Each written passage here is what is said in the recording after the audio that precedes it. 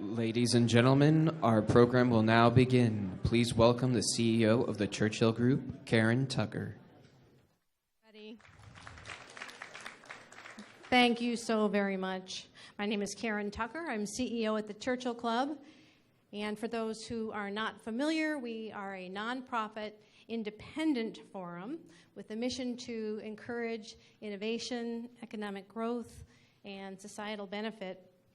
Have a big special thanks to our co-presenter, Cambridge in America, a group of Cambridge University alumni and friends that supports the university and its 31 member colleges.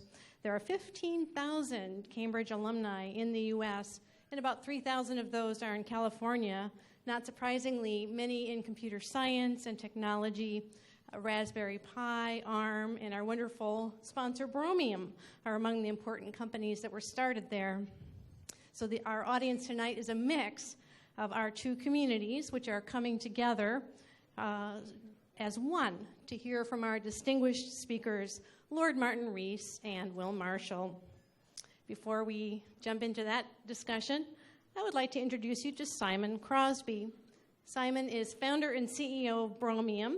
He will introduce Will, who will then introduce our guest of honor. And I wanted to say about Simon that in addition to his strong support for Cambridge in America, he is also a supporter of the Churchill Club. He has spoken on our stage multiple times, and he is the type of individual who walks the talk to support the community resources that he believes are important. Thank you very much, Simon. Welcome. Thanks. Thank you, Karen. Actually, my role here tonight is to show you the best of British. Yeah, eat it, Silicon Valley, eat it. First of all, I'd like to thank Karen for her partnership. You know, we have at Cambridge Churchill College, and she is CEO of the Churchill Club, and there is this tantalizingly fabulous relationship growing between Cambridge in America and the Churchill Club. And I anticipate and look forward to many more events. Thank you for your support. We've never been able to put this wonderful group together without your help. Thank you. So tonight we are really privileged to have two fabulous folk. We'll forgive one for not being a Cambridge graduate, the gentleman I'm about to introduce you, to take us on a conversation through a topic which is really of great importance to us all. It has consequences for us on a short time scale as more and more things go AI, and it has consequences for our entire society and our planet on a longer time scale. And so it's a great privilege to have Will Martin lead us through the conversation. Karen called him our conversation guide, but he's so superbly qualified to lead us through this interesting topic. I have to recite your pedigree, just so everybody knows. He has a PhD in physics from Oxford, and that's why I had to recite your pedigree. We'll forgive you for that. And he has space and technology from the University of Leicester thereafter. So this is the best of British. We're going to show you what it can do to you, and we're going to show you why the world ought to care. If you're tweeting, please use CanTab USA or Churchill Club. The Twitter codes are in your program. But I'm about to hand over to Will. Thank you so much for attending.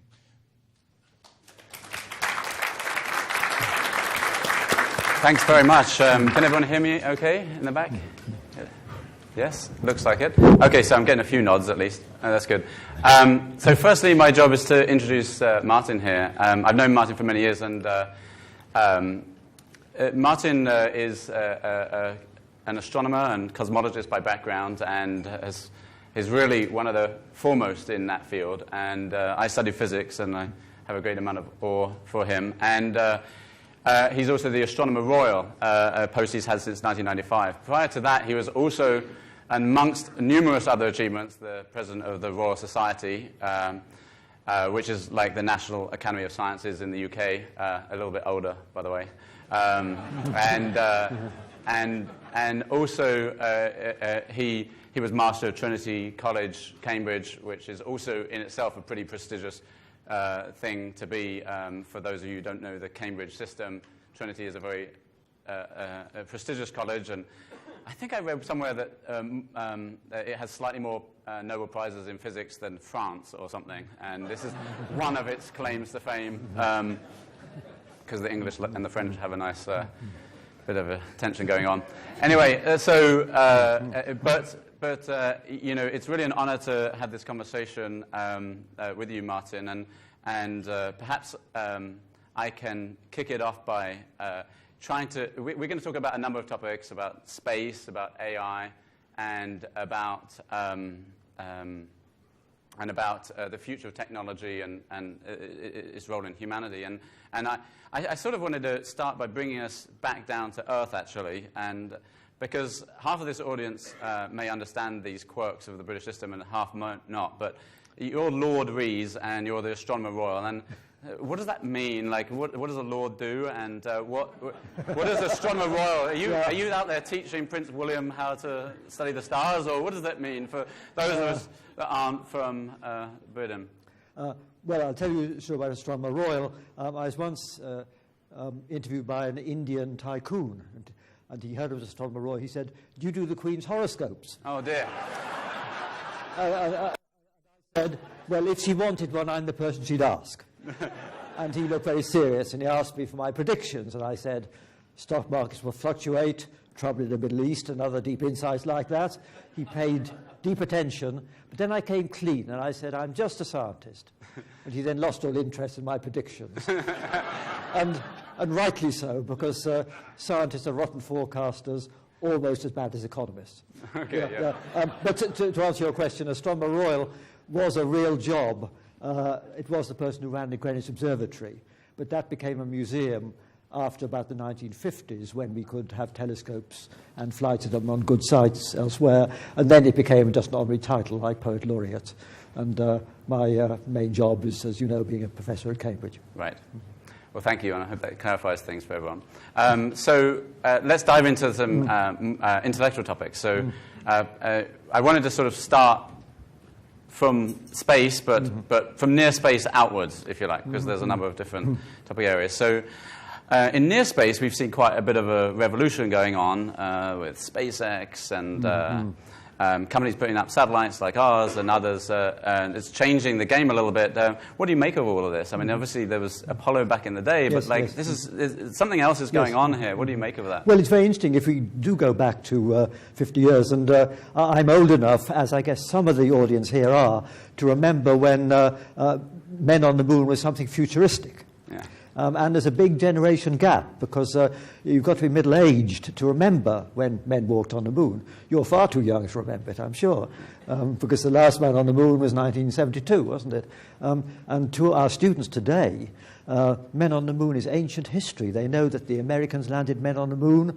They know the Egyptians built pyramids, and both these seem activities motivated by strange national goals. And, of course, what we do know, of course, is that putting men on the moon was done by a nation inspired by superpower rivalry. And that's why, of course, it wasn't followed up. I mean, at the time, I am old enough to remember this, of course, and we thought that 10 years later there would be footprints on Mars. And there would have been if they kept the momentum, because at the time of Apollo, 4% of the federal budget was going to NASA. That's right. It's now 0.6%. And if they ramped it up again, they could do this. But, of course, we've had manned space flights being relegated to circling the Earth, mainly in the space station. But, of course, technology has proceeded apace. We depend on space every day for communications and environmental monitoring and all that. And also for science, we depend hugely on satellites for telescopes. And, of course, we've had these wonderful probes bringing back pictures of distant worlds. And in particular, we've had two probes in the last couple of years.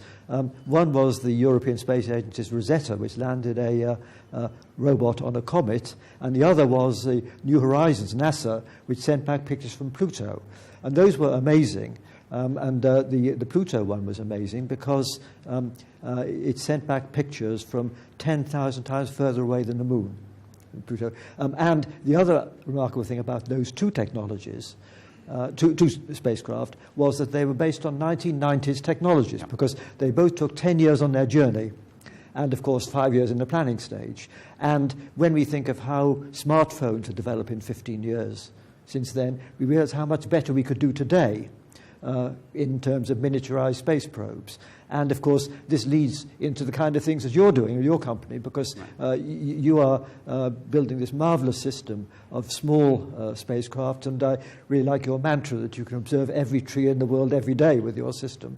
And this is possible because, I guess, of the technology which has become much cheaper and much more miniaturized. Yeah, that's exactly right. I think the main trend here is that is the miniaturization of technology has allowed us to put more capability per kilogram going into the rockets, if you like. So it's interesting, having bought many rockets, the rocket prices have stayed roughly flat for the last 40 years, but what you can put in there has changed dramatically, and like several orders of magnitude, even just in the last sort of 10 years, and that has changed the game. And so you can launch these large constellations. It's quite different, and we're doing that with Earth imaging at Planet Labs, our little company, but there's other people also planning communication satellites, and they can bring a different sort of capability, including this imaging of the whole planet every day, which helps with lots of sustainable development problems and challenges that humans are facing. And communication satellites could equally bring internet to the people in rural regions and so forth. So I think there's some practical applications of that. But let's move a little bit further out. I mean, you mentioned about the Apollo program dying, and that was, of course, national trends, if you like. But now we're seeing other people talking about doing this on a purely private basis, and certainly with SpaceX and Elon talking about going to Mars, and other people talking about going to the moon. And one of the reasons people talk about doing that is to back up humanity and the rest of life. I'm curious to know, what do you make of that as the objective? Yes. I mean, I'll defer discussing the objective, but let's think what's happening. And I'm a huge enthusiast for these private programs. And the reason for that is that the practical case for sending people into space is getting weaker all the time, because miniaturization allows you to do more. Instruments can do the same thing. Instruments and robots are going to be more powerful, and I imagine that we'll have very sophisticated robots going to Mars that really understand geology, and also that we'll have huge fabricators building big structures up in space without people. And therefore, the only reason people will want to go into space is essentially as an adventure. Right. With pioneering spirit. And I think they'll be the people who sign up for the project being run by Elon Musk and Bezos, etc. And I think what's great about these projects is that they can cut prices, partly because they're sort of new companies, but also because they accept higher risks. I think the trouble with the NASA shuttle program was it was too risk-averse. It was launched nearly 140 times. There were 2 failures.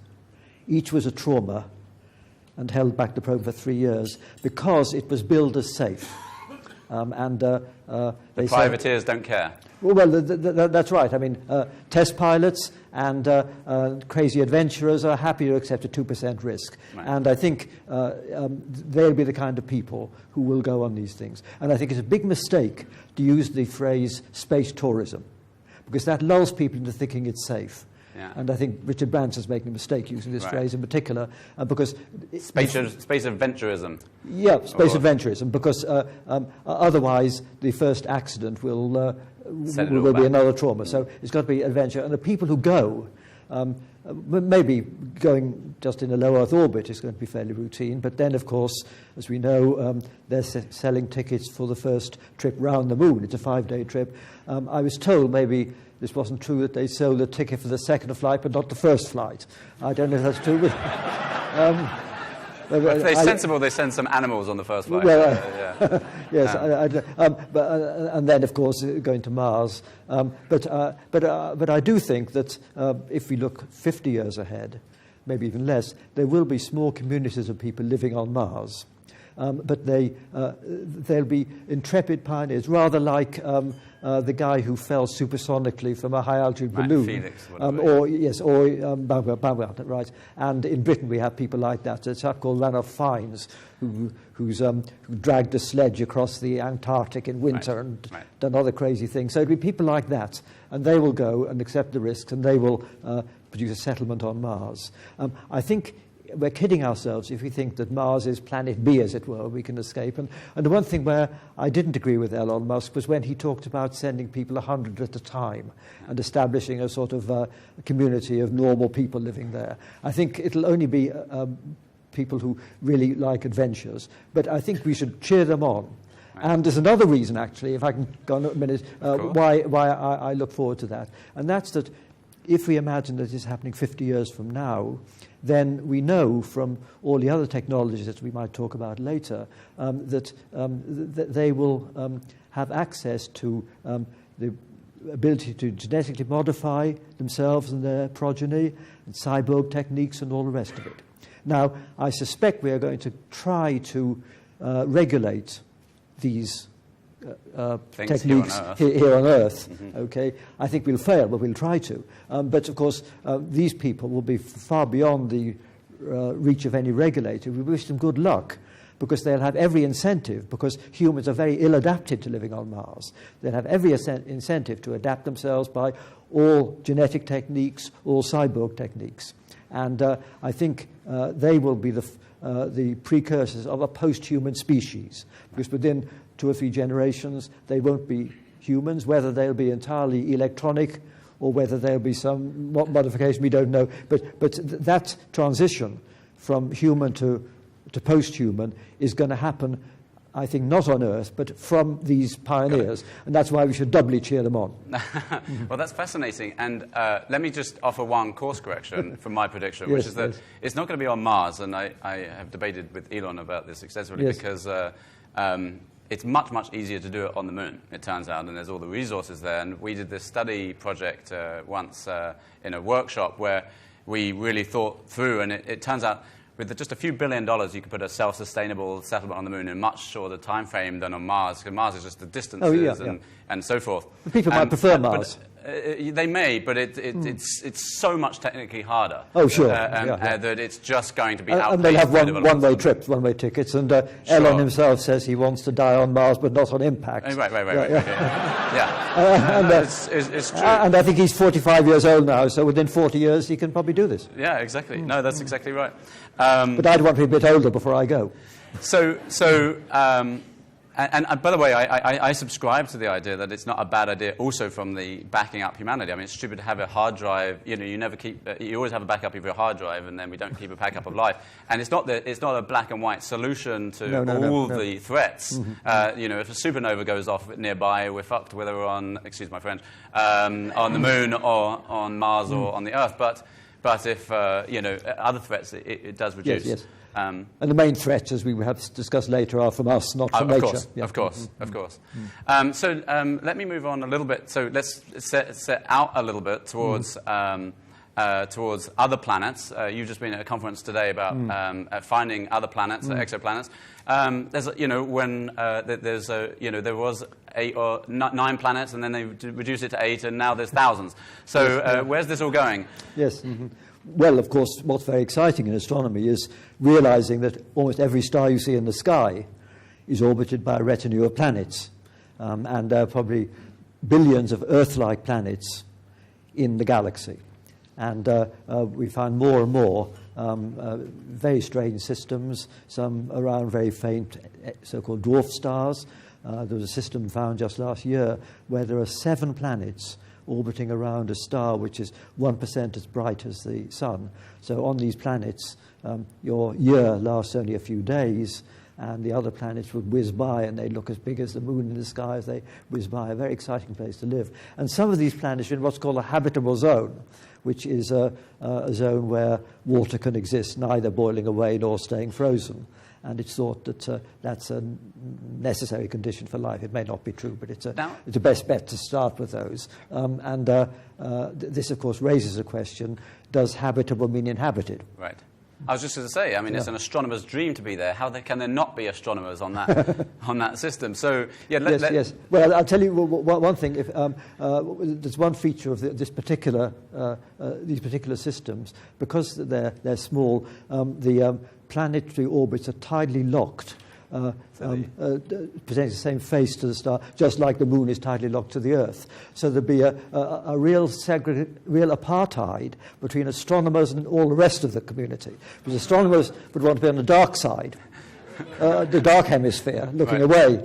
And everyone else would want to be in the light side. So astronomers, if they exist on these worlds, would be segregated from everyone else. Well, it might be a good thing. It might be better for both parties. Yeah. Right. And so there's all these planets, but where are the people? I mean, where there's life? I mean, Fermi stated the problem.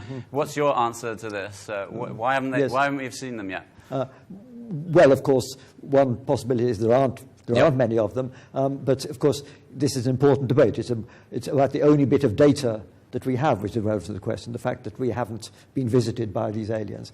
Of course, some people think they have. I mean, you talked about you talked about what does the Astronomer Royal do? Yes. He gets a lot of letters from people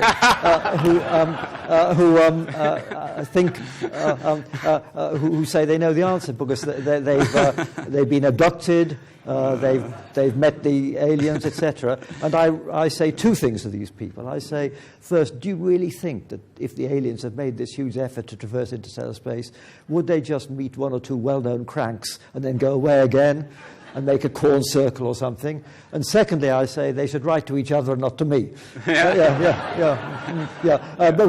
But more seriously, I think we're fairly sure we haven't been visited, but that doesn't mean then there's not something out there. And of course, what's out there could be inconceivably different from us. But of course, there are two stages. One is the question of, is there any life out there at all?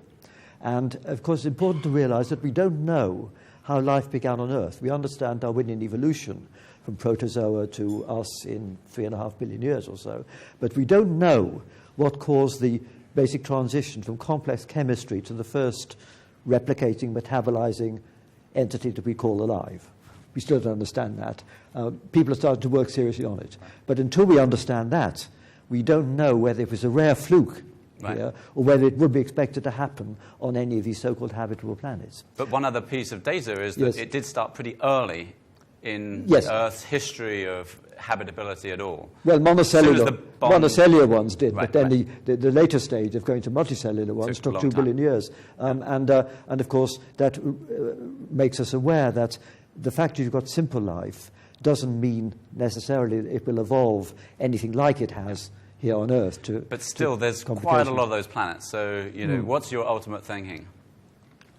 Well, I suspect it has evolved to something very interesting on some of these planets, although we can't rule out the possibility we're unique. But of course, if we ask about what we should look for, and of course, one of the things I've been discussing at the conference today is the Yuri Milner's plan to expand search, the so-called Breakthrough Listen project, to do a deeper search by more techniques for something that's manifestly unnatural, as narrowband transmission or pulses or something like that. But if we detected that sort of thing, it's not clear if it would be from what we call a civilization. Let me expand on this a bit, because supposing that aliens have been watching the Earth, then for 3 or 4 billion years they'd have seen evidence for life, which they could have understood, the atmosphere, non-equilibrium atmosphere, etc. And then they would have seen evidence of technology, first changing the surface, the kind of things that your satellites can detect, and then, of course, the technology, radio emission, and all that. But if we think ahead, then I don't know how long it's going to take to have the machines taking over. Some people, maybe some in this audience, think it'll happen in 30 years, but even lots of conservative people think it'll happen in a few centuries. And that will therefore mean that the machines will have billions of years ahead, because the other thing we learned from astronomy is that the time lying ahead is at least as long as the time up to now. The sun's less than halfway through its life. The sun has 5 billion years ahead of it, and the universe may go on forever. Eternity is very long, especially towards the end, as Woody Allen said. So we are not the end point of evolution. We're not even halfway stage. And if you think of what's happened on the Earth, what might happen in the future, then what we call an organic civilization that we are part of will just be a thin sliver between pre-civilization, 4 billion years, and machine-dominated civilization, another few billion years. And so if we detect another planet where there's been evolution, and if it's gone anything like what happened here on Earth, it's most unlikely to be synchronized to the extent that we would catch it in this sliver of time when it's dominated by organic creatures. It'll be in the machine age. So if we detect something, if the breakthrough LISTEN project succeeds, anything it detects, I think, won't be a sort of message. It'll be some sort of burping or malfunctioning of some interstellar machine. Right. Because once we get to the machines, they don't want to be on the Earth. They don't want gravity. They don't want an atmosphere. So I think the most likely thing we detect would be some free-floating machine, which would be the creation of some long-dead civilization. Right. And the other aspect of that is, of course, as you get more efficient in general with technology, you tend to send out less random signals, right? Because, so that's energy inefficient, and so you don't just send signals all over the place. Yes, so you tend to. That's right. Yes. With so time. Radio isn't necessarily the best bet. Right. And so they are going to look for optical pulses and things like that. But of course, even if we detect something which is manifestly artificial, very narrow band signal or something like that, I think the chance that that is a message is a second-order improbability, as it were. Yes. It's far more likely it'll be just some pulse or something like that. And of course, as you say, radio may not be the best bet. And of course, if it's a message not intended for us but intended for their internal communications, then of course, as people here know better than me, the best way to compactify a message is to make it as light noise as possible. Right. Okay, and so it'd be very hard to distinguish. Yes, just like 50 years ago, a radio engineer would have been perplexed by FM, when they just had AM, and so it's quite unlikely to be decoded. So I'm very pessimistic about the idea of having a message that we can decode, even if SETI discovers anything.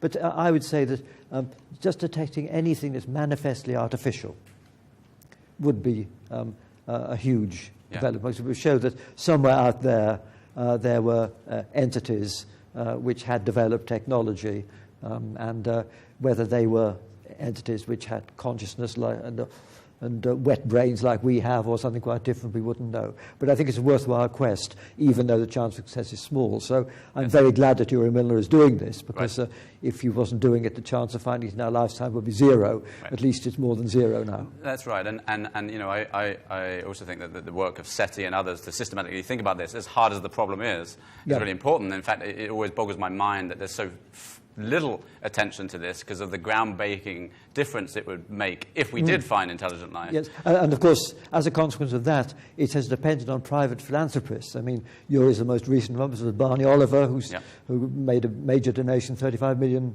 a long time ago, and so there's been no public money. And in fact, I personally think there's no reason why there shouldn't be, because, for instance, if I was an American, and I asked the people coming out of some science fiction movie, would they be happy if some of the tax from that movie was hypothecated for SETI? I think a lot would say yes. And actually, I'd be happier defending public money being spent on SETI than I would defending it being spent on an accelerator, because there's far more public interest. On an accelerator, because there's far more public interest. And incidentally, it turns out that the people who are least keen on SETI are often the astronomers.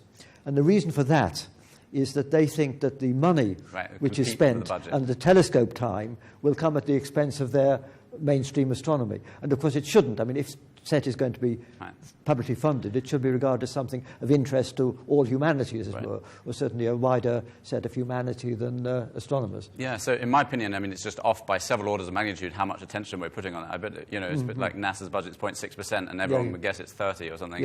Anyway, but one thing that is perhaps more promising than just the search for intelligence is being able to find life on other planets, because now we've detected lots of planets looking for atmospheric imbalances that we would find of the like of looking at our own. Yes. It really is near-term prospects. So Yes. we should be able to find life, if there is any, and understand the distribution of that pretty quickly. Indeed, to find if there's a biosphere. And well, to give a simple analogy, which I like to give, supposing that aliens with a telescope like our biggest telescopes was, say, 10 light years away and looking at the solar system, then the sun would look an ordinary star.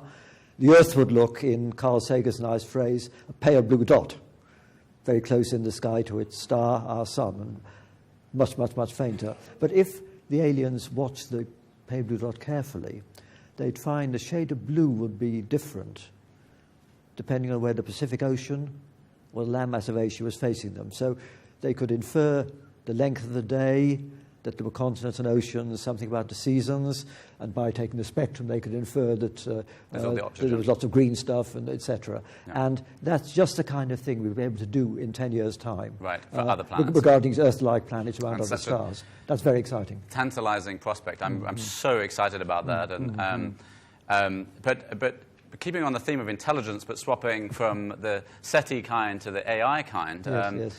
You've spoken a lot about AI and the threats of AI, and there's a lot of people in the Bay Area who think about this. And I was chatting with Peter Norvik, who's here just before this, and I was joking with him that it's almost all physicists that are worried about AI, and it's almost all computer scientists that are not at all, and saying, "Oh, stop worrying about this." And on the one hand, you can say the physicists don't know what they're talking about because they don't know about computer science, and you can also say, on the other hand, the computer scientists, of course, can't see the wood for the trees. And in fact, I think there's some merit to that, not least because I'm a physicist, but also because physicists went through this relatively serious episode with nuclear weapons, and realizing that they can't just think of their inventions as being something that's abstract from uses. They can't think of themselves in the ivory tower anymore. And I think that's high in physicists' minds when they're looking at this challenge. But well, I mean, we do need to be concerned, obviously, but let me correct you. I mean, I'm not one of these people who's terrified, and I think the field's been damaged by high-profile people, in particular Stephen Hawking and Elon Musk. Neither of whom is a particular expert on this subject, and they always get quoted whenever there's an article. It said that Stephen Hawking and Elon Musk say it's going to kill us all, etc. Which they've got no grounds for saying that at all. So I'm not one of them. But I mean, to say this, we have a group in Cambridge which is trying to study these sort of extreme risk from technology in we hope, a sensible way, by sort of convening experts to decide what is something we need to worry about and what could be dismissed as science fiction. And of course, we talk to the deep mind people and others and all that. And many people think that one needs to sort of think about responsible innovation, doing things in the right order, etc. But to be honest, I'm not the person who worries about this. There are issues, of course, which we can discuss in a minute, but I worry far more about bio. Yes. I mean, I think, the risks of misuse of bio when it's such a fast-developing dual-use technology, so accessible, that really terrifies me. That's my number one theory. But of course, in terms of AI and robotics, then of course, in the short run, there's the issue about changing the labour market. That's very familiar to everyone here. I mean, and of course, it's going to affect professional people, medical diagnostics, legal work, coding, and many other things. The harder jobs to automate are something like being a gardener and being a plumber and things like that in services. And my personal view, if I can inject a bit of socialism to this audience, is that we need massive redistribution so that the money earned by the robots is used to set up a large number of posts, dignified and properly paid posts, as carers for young and old, and gardeners in public parks and things like that. Because certainly the old people, if they can afford it, they want a real carer. not a machine. Right. And so we ought to provide dignified work for people using the money earned by the robots of that kind, where the human touch is very important. And that's far better than the idea of giving people a living wage for doing nothing. You've got to set up jobs of that kind. So that's what I would deal with that. There's another issue which is coming up now, which is that the generalized machine learning technique allows the computer to do things where the programmer doesn't know how it does it. Of course, the contrast between 20 years ago when the chess-playing computer beat Kasparov, that was programmed by experts, whereas the computers that beat the world champion at Go, and more recently the Carnegie Mellon one that played poker very well, the programmers don't know exactly how they make their decisions. And likewise, if you have a computer which is analyzing a huge amount of data, it can perhaps find new correlations and decide who's got a propensity to certain diseases, etc. It may not be able to explain it very well. Right. And this is a problem. These are near-term problems. Of course, the science fiction issue is the question of will they take over? Yes, yeah. Will they take over? Will they? Because of course, as we know, that they can't interact with the external world very well. You know, tying shoelaces is pretty hard for them, and things like that. But are you worried about that in the long term? Well, I mean, I think. I'm not sure. I defer some of the world's biggest experts in the audience, so I don't feel I should say very much. But they might not be able to see the wood for the trees. Well, I'm sure they can. No, I'm sure they can. But of course, one does need the obvious concerns about the robots running out of control and getting control of the Internet of Things, etc. But I worry far less about this than about bio. And of course, the idea that they will sort of take over completely is also something that people talk about. I think the real arena for the robots is in space. They will take over there. But on the Earth, I don't know. But of course, there are these philosophical questions. I mean, one, of course, is whether consciousness is an emergent property, which they would all have, or is consciousness peculiar to the particular kind of wet hardware that we have?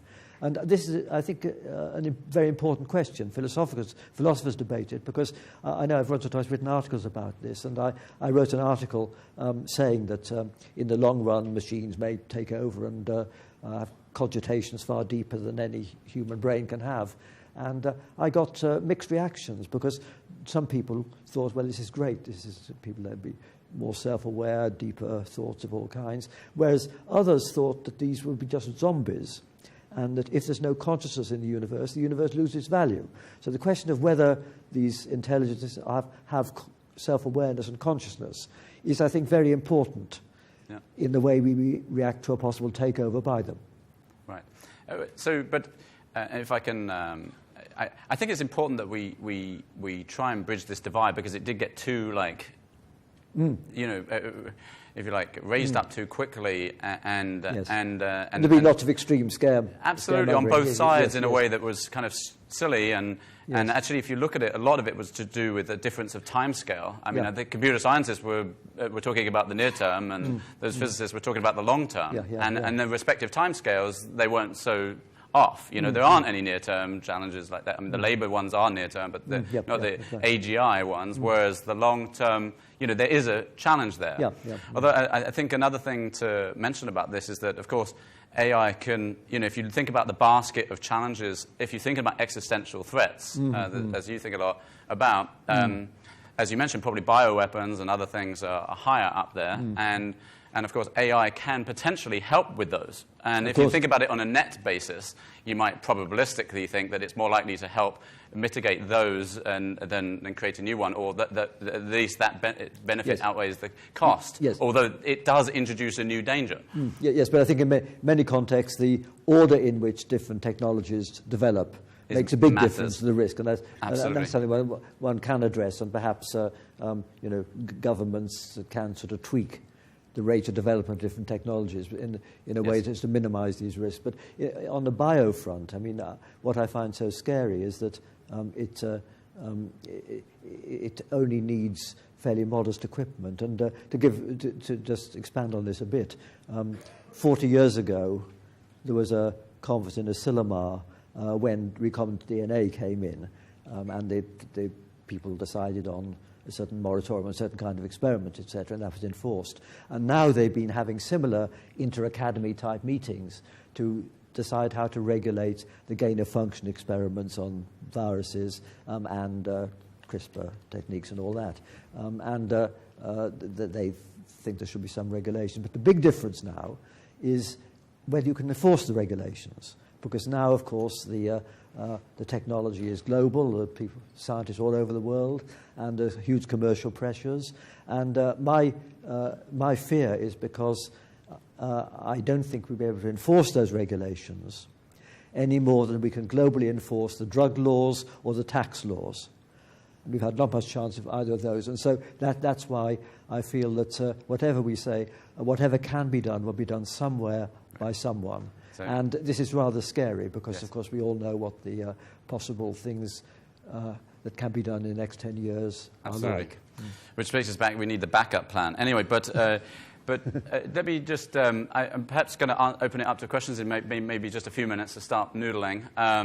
But just a final topic, I mean, this AI stuff has helped to awaken a little bit of thinking in the Bay Area in particular about technology and its role in society. And these are topics I know you care a lot about. You're part of the Bulletin of Atomic Scientists and other things. And we've both been involved a little bit in the Pugwash movement, which is those scientists caring about nuclear weapons and how to stop them. But actually, it's interesting, I would say, having spent 10 or 12 years here, you haven't had that delight. But there is some interesting, I think, philosophical assumptions amongst the tech community here, one of which is that essentially technology equals progress, that anything you invent, any gadget, anything that's new, it's going to lead to benefit. And that, things like code is neutral. You put the code out there and society figures out how to use it. And I think that this is a little bit mistaken, in fact, a lot mistaken. It's a philosophical mistake that, because technology can always be used for good and bad. And actually, how the technologists bring that about, how the scientists steer that, matters a lot. They're not the only responsible agents, but they have responsibility. And this AI debate, and then more recently with the role that Facebook and Google and others and Twitter played in creating fake news or aiding and abetting fake news and echo chamber effects have led to disastrous, political consequences, have woken people up to realize that their platforms aren't quite so neutral. And I think that this is actually quite an important dawning for us to start thinking about technology and society. Do you have any comments about this? No, certainly. I'm just winning on a rant, really. And bio, of course. I mean, I think the point that technology is getting more powerful, the stakes are higher, both for good and for evil. And, of course, the downsides are now global because we're in such an interconnected world. We couldn't have a disaster in one part of the world without it affecting the rest. You may know the book by Jared Diamond on collapse, where he talked about different societies collapsing. I think now, if one part of the world collapses, the rest will cascade and collapse the same way. So we are vulnerable because we're interconnected. But, of course, the role of scientists. I think scientists do have a special responsibility to engage. And, of course, as you said at the beginning, the post-war atomic scientists who worked at Los Alamos, they returned to civilian work, but they thought they had an obligation to try and control the powers they'd helped unleash. And great men like Hans Bethe and Rotblat did this and set an example that needs to be followed by people in other sciences. They, of course, can't control it, but to give an analogy, it's rather like if you've got teenage kids, you can't necessarily control them, but you're a poor parent if you don't care what happens to them. And likewise, if you created some idea, then you ought to care about ensuring that it's used for good if it can be, and to try and minimize the downside. But of course, having said that, let's recall that the way science is applied is not a decision just for scientists. Because the scientists, they're experts on technology, but in deciding how something should be They applied, can't see the wood for the trees either. they're just citizens, okay? And I think scientists have to realize that. And this comes up very much in the climate debate and energy debates and all that, where scientists sometimes speak as though they're experts on policy, but most policies have a scientific dimension now, whether it's energy, environment, etc., but of course also involves politics, economics, and ethics as well, where they're just citizens, and so we need to accept that. But I would say that the position has to be made a little bit stronger. It's not just that people have responsibility for their technological adolescence, but actually, when you're deciding whether to give birth, you should decide whether you should bring this technology into the world by thinking about. Well, the pros if you can and predict cons. it, but the trouble is that you can't. I mean, to take a classic example, the laser. Yeah. When the laser was invented, they had no idea if it would be used for eye surgery and for weapons. Right. It wasn't clear at all. And so I think at the time the key idea is developed, people may not be able to do that, and so it may be best to let them get on with it, but then make sure that the regulation comes in at a later stage. Fair enough, and I mean I think the nuclear weapons cases are kind of unique in this situation because it required such a large effort that that's the kind of thing you could conceivably say, well, it wouldn't have happened at least for some time, but a lot of the other technologies aren't that way. Okay. Let me just have a final question. I wanted to bring it back to something really big and a bit more light, and then we'll open it to audience questions. So when I was studying astronomy, I learned certain things that now seem to be overturned. There's dramatic things happening in cosmology. There's really a data boom. And so I'm curious myself, and I'm sure others are too. Is the universe finite or infinite these days, and is it closed or open? Well, I think I'm just, I mean, we don't have to care about it for dinner and tomorrow, but what's the latest? Well, in fact, we can't answer either of those questions. But let me say two things. We can talk about the universe back to when it was a nanosecond old, with as much confidence as a geologist could talk about the early history of the Earth. Okay, but within the first nanosecond, things get a bit more. We have some theories, we have some clues, but things are uncertain. And the reason they're uncertain is that in the first nanosecond, conditions are far more extreme than we can simulate in a lab. So the physics is itself conjectural. So that's one problem.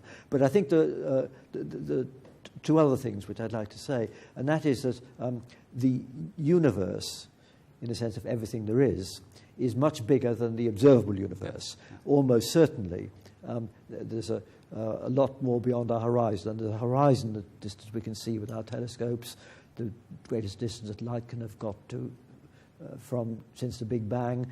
But that's just like the horizon if you're on a boat in the middle of the ocean. You don't think the ocean ends there. And I think there's strong reasons for suspecting that the universe goes on at least 100 times further than that. And it may go on much, much, much further than that, so far that all combinatorial options are repeated, and there's another replica of this lecture room, and we all have avatars, and there might be some comfort that if you make a goofy decision, there might be an avatar that got things right somewhere far beyond the horizon. So that's a possibility. And that's not all, because that's the aftermath of our Big Bang. And the other thing, which is now being taken very seriously, is the idea that our Big Bang is just one of many, and an idea of repetitive things. And in fact, one of the high priests of this is Andre Linde here at Stanford, who has the idea of eternal inflation, that there are many, many Big Bangs, and also those Big Bangs may be governed by different laws there. And I'd just like to end with the anecdote that I was here at Stanford about 10 years ago on a panel on cosmology, and we were asked, how much would you bet on this multiverse idea? And I said, well, on the scale, would you bet your goldfish or your dog or your life? I was nearly at the dog level. And Andre Linde was on the panel, said, well, he spent 25 years of his life on this idea. He bet his life on it. But then, when told about this afterwards, the great physicist Steven Weinberg said, well, he'd happily bet Martin Rees' dog and Andre Linde's life. Okay. So we don't know. So I'd still almost bet my dog, but no more. I see. Okay, well, thank you very much. Maybe we can open it to questions. Yeah.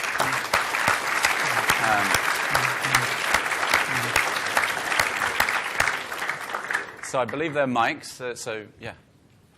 There's...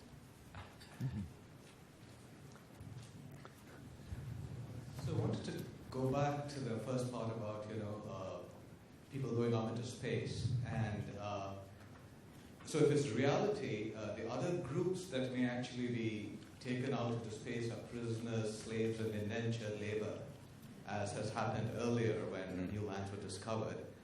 And if it's actually happening within 30 years and not science fiction, what kind of legislative processes would we need on Earth, and what kind of resistances would we need to make sure that that doesn't happen again? I hadn't thought about that one at all, actually.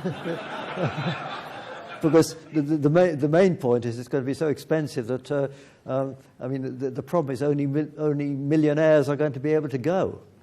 I think actually only billionaires. Yeah, billionaires, yes.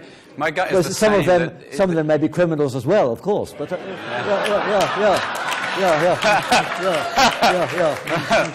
In fact, there's probably a high correlation. Yeah. I agree that it's very different from boats because of the cost per kilogram issue right, here. yes. That is, I think, unlikely to create that circumstance. But I don't think But it's interesting. I hadn't thought much about that either. Yeah. Okay. Next question.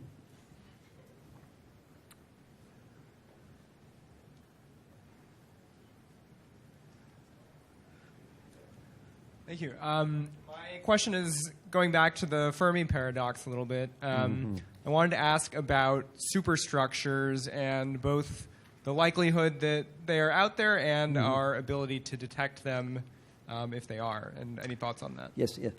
Well, I think that's an important point, that if we're looking for evidence of intelligence or technology, we shouldn't just look for electromagnetic signals. We should look for some sort of artifacts, and in two ways. One, we should look and see if there's something really huge out there, which has been restructuring a star or something like that.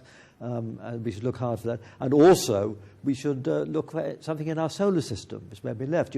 If some asteroid is especially shiny or something like that, we should be perplexed. And so I think it's very important to look for both these things. Since we have no idea what this technology would be, we should just use all possible techniques and be open-minded about it. Next question. A new class of extraordinary telescopes is being planned and built right now. Yes. What do you think the most exciting things that we'll be able to do with those extraordinary instruments will be? What do you think? What are you most looking forward to when those come online? Yes. Well, in fact, you think of optical telescopes in particular? Yeah. Yes. Yes, well, the SK is a huge radio telescope that will be far better at doing all these searches for artificial signals and, of course, mapping the universe.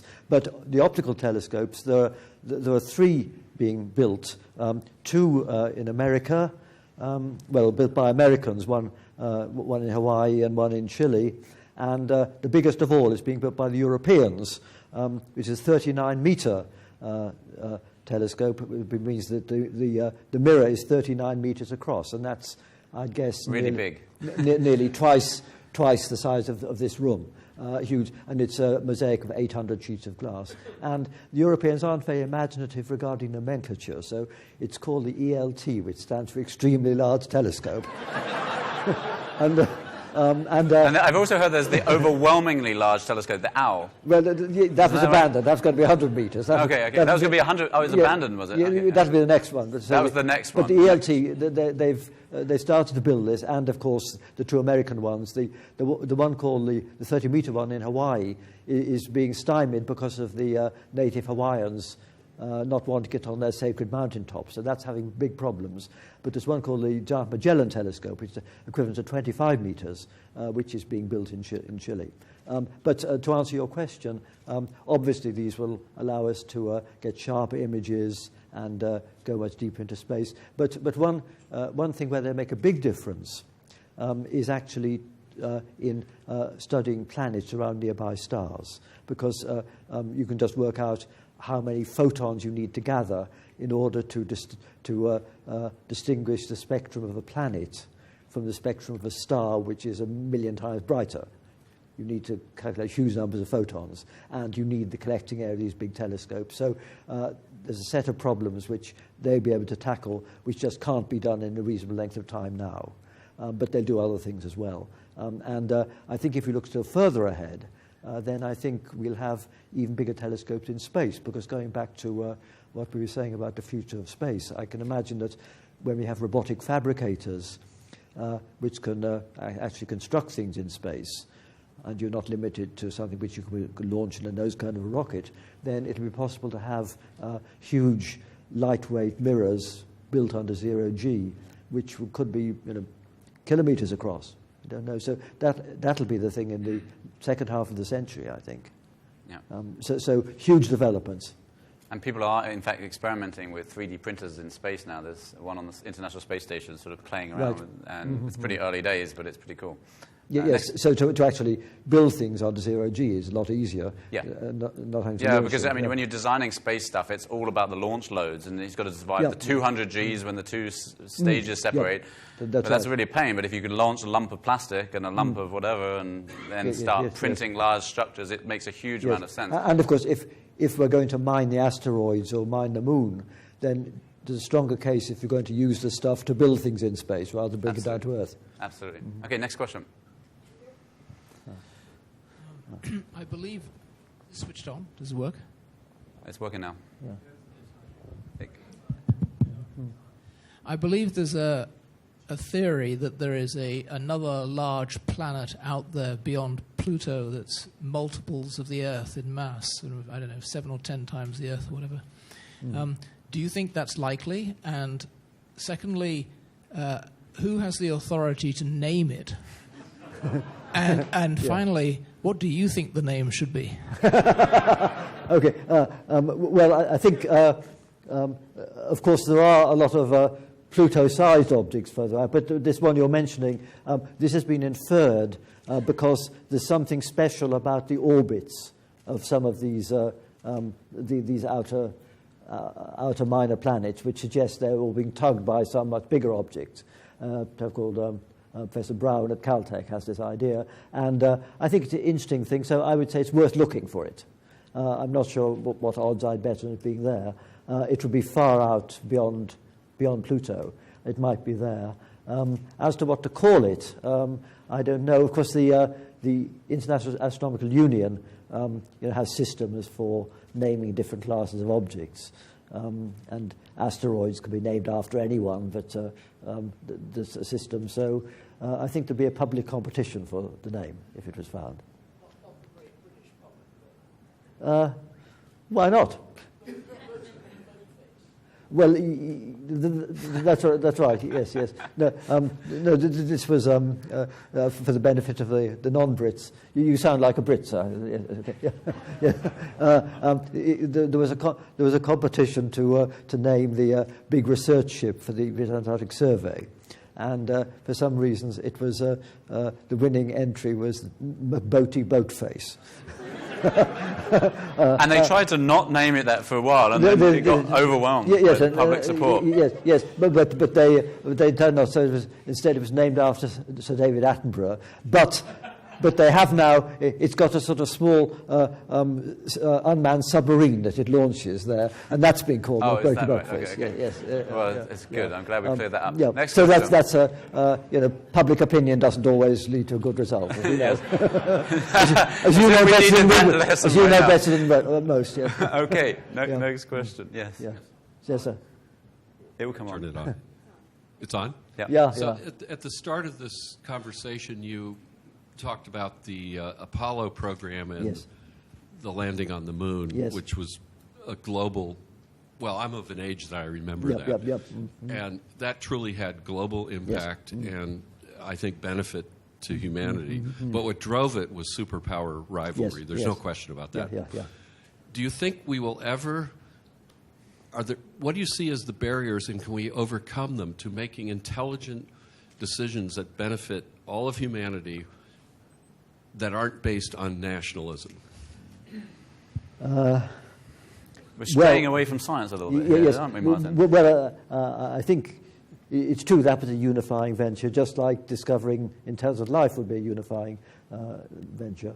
I think we do have to be more international because many of the problems facing us, dealing with a larger global population, dealing with climate change and all these things, clearly have to be tackled globally. So we do need to have more of this kind of collaboration. And how we can ensure it, I mean, political leaders can help. I think, incidentally, religions can help. And perhaps I could mention that although I'm not a religious believer, I'm on the council of the Papal Academy of Sciences, which I think had a huge leverage a couple of years ago because it organized a conference on sustainability and climate, which was attended by some of the best climate scientists. It was co-organized by one of my colleagues, Parthash Gupta, and Ram Ramanathan, who's a climate scientist at Scripps in La Jolla. And it had the best Marcia McNutt and people like that, Jeffrey Sachs, Stiglitz, and top people. And that, I think, was an important impetus into the papal encyclical the following year on climate and environment. And that encyclical had a genuine major effect in Latin America, in Africa, and in East Asia. I think not in the US Republican Party, unfortunately, but it did have a big effect and made it easier to get the consensus at the Paris conference, which, of course, as you know, may be something which doesn't have a huge practical effect, but was symbolically very important. So I just quote this as an example that the world's great religions do have value, because whatever you think about the Catholic Church, you can't deny its long-term vision, its global reach, and its care for the world's poor. And those are the things that we need if we want to ensure that we can survive this century and deal with these big challenges for climate, environment, and biodiversity, and all the rest. If I can just add a tiny bit, obviously we don't have the global institutions to deal with global problems today, whether that's global taxation or climate change and so forth. And the UN, you can see, isn't a powerful enough entity to do that. And the only time it was under a situation where it was really everyone was behind the US and the Soviet Union. It was really two people talking shop. But I think it's only on the back of wars that nation states are willing to give up a little bit of sovereignty, which of course they have to do in order to have international institutions like that actually work, which I can't see happening unless Trump really causes another war. But no, basically that's unfortunately the human nature.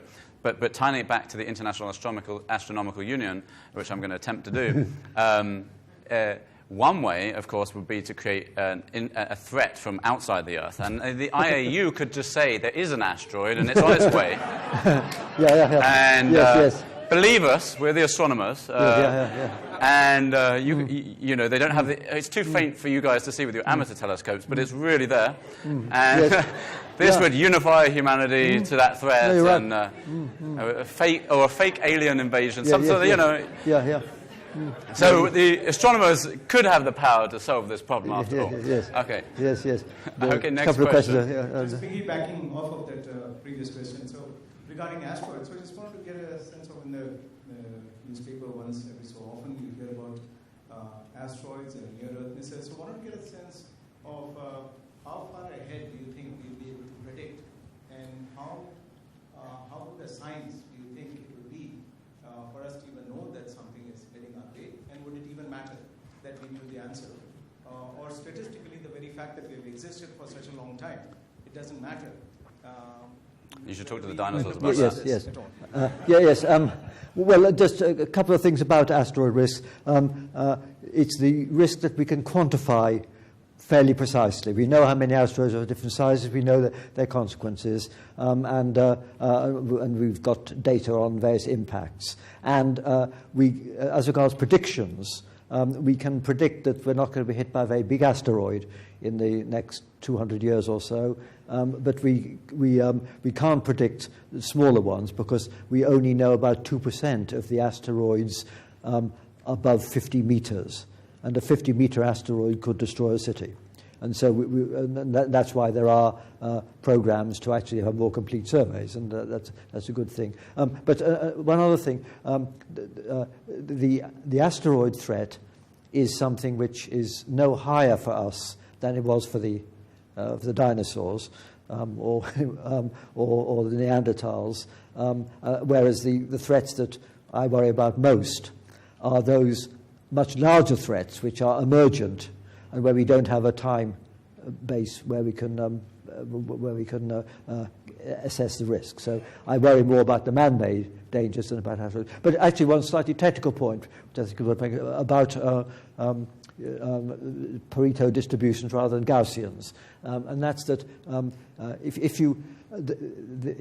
a true statement that the average number of people killed per year by asteroids is about 100. Now, you might question that because it's also true that there's no historic record of anyone being killed by an asteroid and the reason is that the risk is dominated by the rare big event, and that statement is because the chance of a dinosaur-scale asteroid coming and hitting the Earth within a 50-year period is a few times 10 to the minus 6. Okay, you multiply that by the world's population, you get that number. And this is important because the many, well, probably many people know Mr. Taleb's book, The Black Swan, and all that, where he makes a big deal of this. But if you have this sort of 80-20 Pareto distribution, then you're below average 98% of the time, above average 2% of the time. And this therefore means that for all these risks, the past is normally an underestimate of the risk of a big one coming. And that's a simple example where you can quantify it. Okay, next question. So I had a question about collective behavior and respectively among scientists and technologists.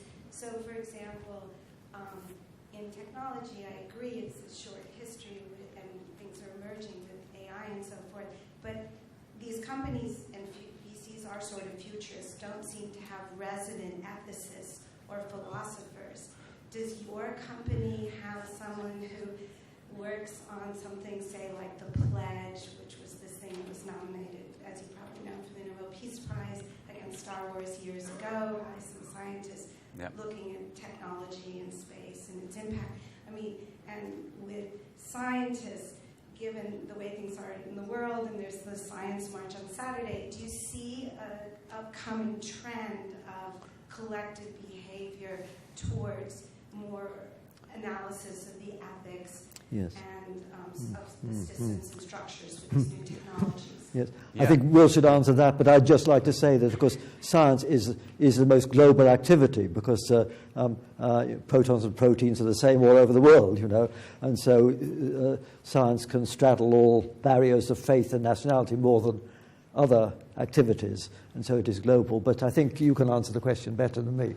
Well, I think in our company particularly, we have a little ethics committee thinking about these sort of things, and I consider myself quite interested in ethics, so I care about it personally. I don't think it's common there's a little bit of occasionally in biotech companies there's something like an ethics function, and definitely in hospitals there is, but it's rare, and I think that needs to be addressed, and that companies should have ethics boards for whatever their technology is, and to think through the implications for helping to do that, and to do that a little bit at arm's length. And we saw that recently with DeepMind and others on the AI side starting to think that, and I think that's really important.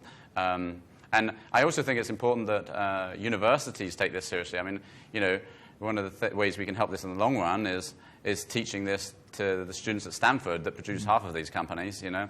I think it's the responsibility of those institutions and professors and stuff there to be installing ethics just as much as the topics in those folks. It shouldn't just be about growth, growth, and apps and whatever the hell they teach there, but it should be about, and that's really great. I mean, they spin out amazing companies, but not thinking about the ethics so much, And I think it would be great if they added that a little bit more.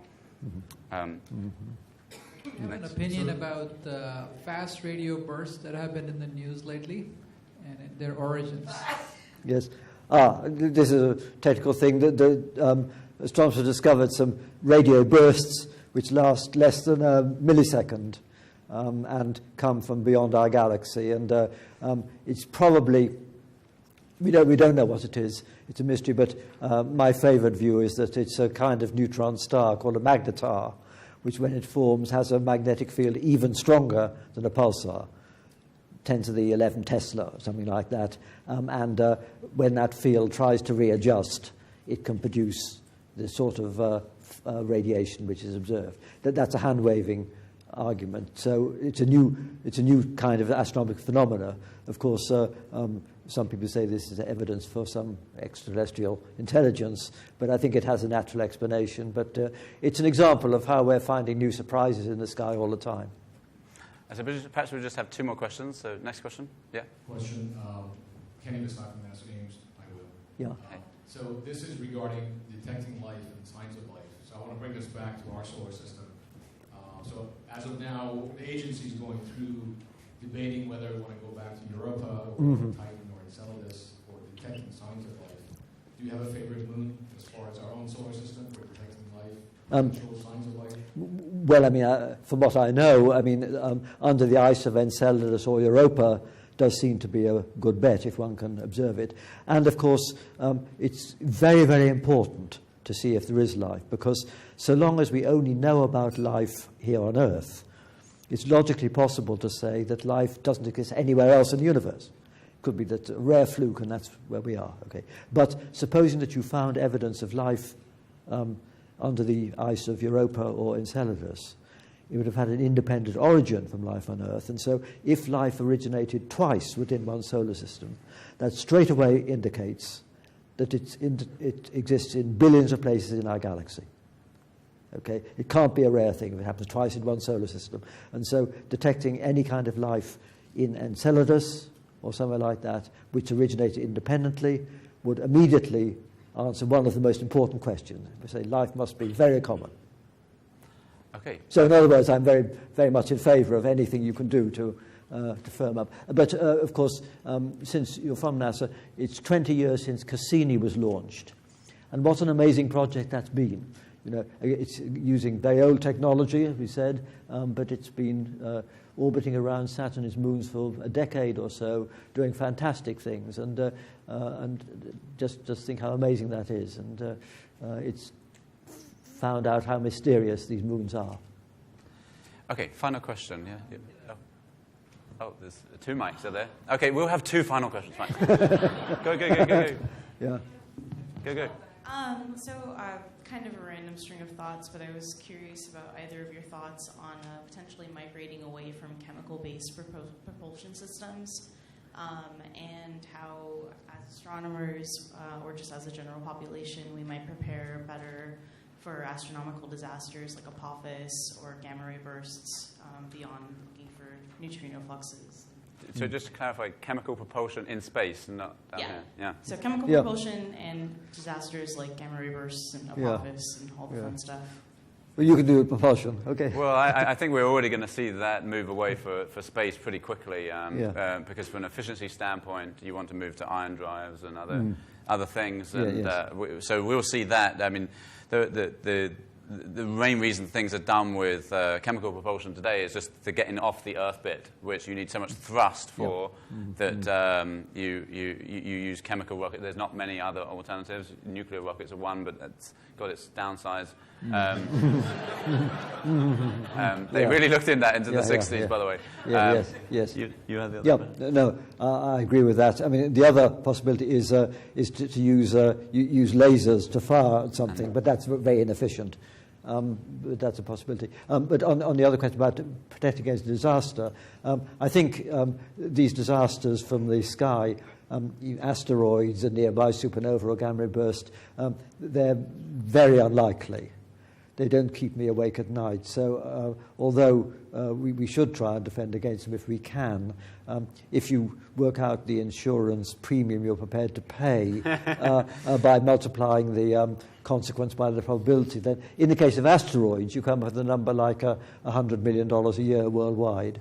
But you come up with even less, I think, for those other disasters. So just this very last quick question. My original question was, how do you prevent the Third World War? But you kind of touched upon this earlier. So my alternative question, which is related, is how do you encourage the general public to be more interested in science? That's a very good question to end on.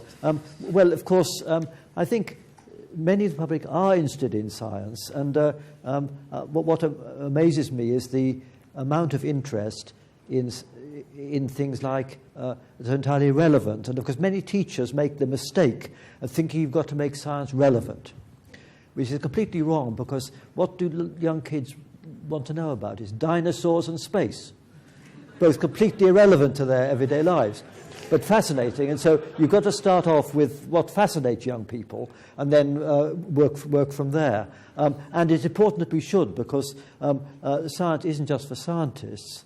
And the point is that any citizen needs to be aware of at least basic ideas of science and probability, etc., to participate properly in debate. And if you want these debates to get above the level of slogans, then people have to have some feel for quantities and ways of getting energy and environmental concerns and things like that. So everyone needs to know some science in order to be a responsible citizen, it seems to me. And to ensure that, it's a matter for educators and the media, but it starts with young kids. And, of course, they start being very enthusiastic about science, and all too often, I think, in both our countries, they get turned off in the secondary school, the teenage years, by uninspiring teaching. Okay, right. I think you're going to do a closing something. Yes, thank you so much. On behalf of our audience and Cambridge in America and Churchill Club, thank you so much for sharing your perspectives so candidly. We really appreciate it very, very much. Thank you.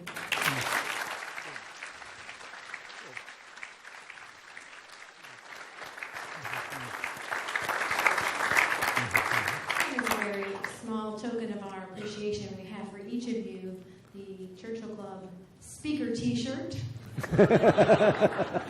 Thank you. Good health. Thanks very much. Thank you. Thanks again to our sponsor, Chromium, and Simon Crosby, without whose help this would not have happened. Cambridge in America's next local event is next Thursday, the 82nd Annual Boat Race Dinner in San Francisco. And you can catch Churchill Club on May 2nd for Connecting Everything While Everything is in Motion, and on May 24th for the 19th Annual Top 10 Tech Trends Debate. A recording of this program will be soon available on the Churchill Club YouTube channel, where you'll find recordings of our other programs also. Hope you find that to be a useful resource. You've been a wonderful audience. Thank you so much. Good night.